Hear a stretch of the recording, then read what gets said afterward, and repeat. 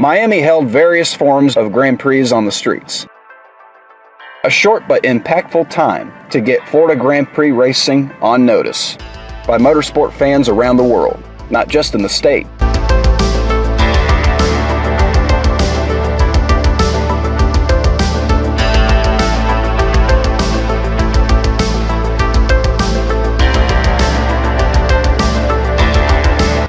Long before the Miami Grand Prix, there was a time when the Gateway to the Americas held an auto racing event back in the roaring 20s. The venue was called Fulford Miami Speedway.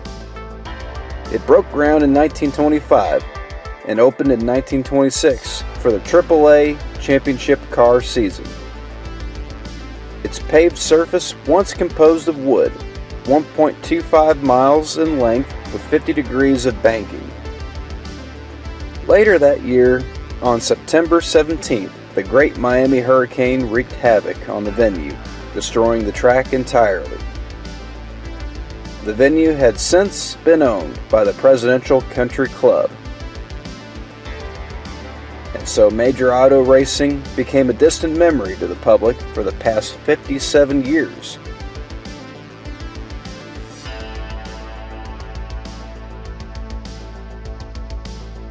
Until 1983.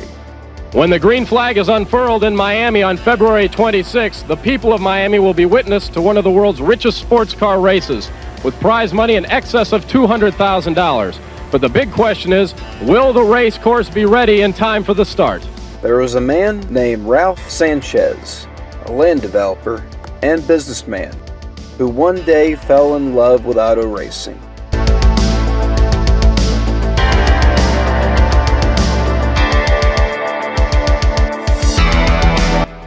Sanchez found a world he belonged in, and he built it in the form of the Grand Prix of Miami. Receiving his blessings from Miami city officials after some run-ins with how the plan for a Grand Prix in the city was going to work. In fact, we are about 2 days ahead of schedule. It looks like the whole city is torn up, but we feel like we'll be ready in time for the green flag. The circuit's 1.95 miles, so you can figure how many barriers we had to put in. You just have to double it. Of course, 30,000 lineal feet of fencing. The curb cuts basically were minor. We just moved a few trees, moved a few curbs, and took out a few islands, and which we're going to replace when the race is over. The city's agreed to let us do this because basically they were simply minor things that had to be done. And so, in the year 1983, the inaugural Grand Prix of Miami was born. But public attraction was not without a cold start.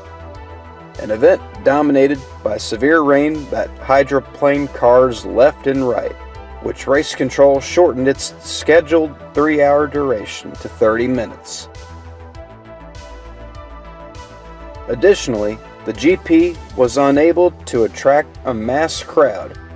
I remember prior to the race, one of the biggest concerns that I had is, first of all, I had a lot of anxiety. Will this work? Will the asphalt come up? Will these cars that had never ever raced on a street circuit, could they put on a good show? After the Saturday practice and Saturday qualifying, that we saw that yes, the track was going to hold up, but there was nothing I could do about the rain, so I wasn't going to worry about the rain. It rained, and we looked forward. Right on that Sunday, I started focusing on the following year's event. Sanchez had other plans for the Miami GP franchise for the coming years, attracting champion racing drivers in both IMSA, Trans Am, and IndyCar, going from one venue to another at the Magic City as the years passed.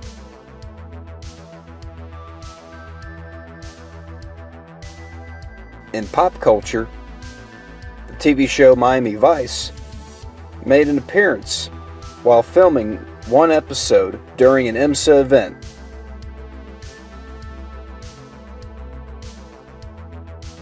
While the City Grand Prix continued its franchise at different locations on various course configurations, Ralph Sanchez had yet another vision for the future of the Grand Prix of Miami. to have the race on permanent soil. And so the vision was proposed in 1991 for the development of the Miami-Dade Homestead Motorsports Complex, an oval track with a combined road course added on. In '95, the work was done and the track opened the following year. Nowadays, this place is called Homestead Miami Speedway, and it hosted various major auto races ever since, and continues to do so. In 2013, Ralph Sanchez passed away, but his influence on growing Miami's international presence in auto racing was passed down to his supporters. But such a legacy proved a matter of time to live up to the global expectations among the global racing community and beyond. And so, Grand Prix racing in the Miami streets went on hiatus. Near the turn of the current decade, there were visionaries of the Miami Grand Prix that chose to control their own destiny and defied fate by proposing a Miami Grand Prix for the Formula One World Championship. After a long time of business pitch revisions and changes to the circuit layout. Thus, the dream came true in the year 2022, a Formula One race in Miami at the Miami International Autodrome, built under FIA specs on already existing public roads. In spite of public backlash among residents over the surveys to the land.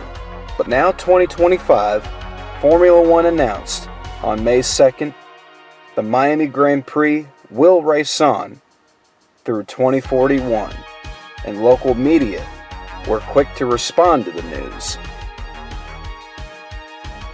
Miami's auto racing heritage went through daunting changes with the times, and they've been through their share of trying to make life work and bettering it along the way.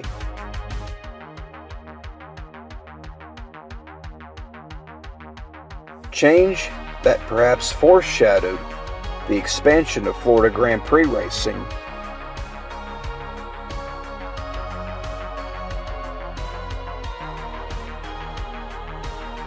All we know is that Miami Grand Prix racing does have a future.